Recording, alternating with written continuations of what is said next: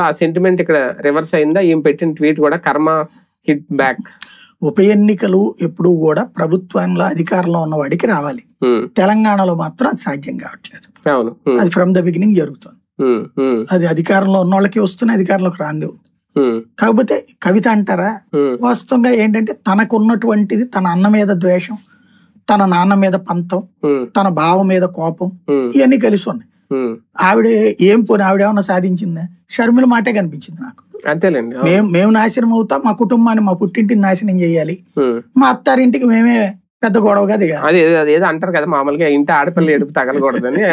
అది అనకూడదేమో, అదేమన్నా కొట్టింది అంటే ఆమె ట్వీట్ చూస్తే నాకు అట్లా అదే అంటే తగులిచ్చే. ఇప్పుడు వీళ్ళు ఏంటంటే పుట్టింటిని నాశనం చేయాలని కోరుకుంటాను చెల్లెళ్ళు ఇద్దరు కూడా. ఏంటంటే బాగా సంపాదించుకుని, పుట్టింటి మీద పడి సంపాదించుకుని ఇంకా వాళ్ళు మాకు దోచిపెట్టట్లేదు అనేటటువంటి ఫీలింగ్ వీళ్ళిద్దరిది కూడా.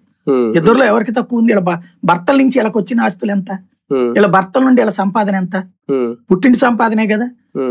ఇక్కడ అదేదో అంటారు కదా, మీ ఇంటికి వస్తే నాకేం ఇస్తావు, నా ఇంటికి వస్తే నాకేం తెస్తావని. ఈ తరహా పుట్టింటి ఆస్తి తినాలా, పుట్టింటి అధికారం తినాలా, భర్త ఇంటి నుంచి ఏమలేకపోయినా పర్లేదు, కానీ పుట్టిల్ని నాశనం కావాలి నేను అడిగినంత ఇవ్వకపోతే. ఇది వీళ్ళిద్దరు శాపనార్థాలు పెట్టేటటువంటి వాళ్ళ అదృష్టం. ఆ ఇద్దరు తండ్రులకి, ఆ ఇద్దరు అన్నలకి మంచి చెల్లెళ్ళు వచ్చారు. కేటీఆర్ ఈ ఓటమి నుంచి అలర్ట్ అవ్వాల్సింది, నేర్చుకోవాల్సింది ఏదైనా ఉందా? కేటీఆర్ గారు నేర్చుకోవాల్సింది ఇప్పుడు ఇందులో బీజేపీ నేర్చుకోవాలి. మనం ఎక్కడ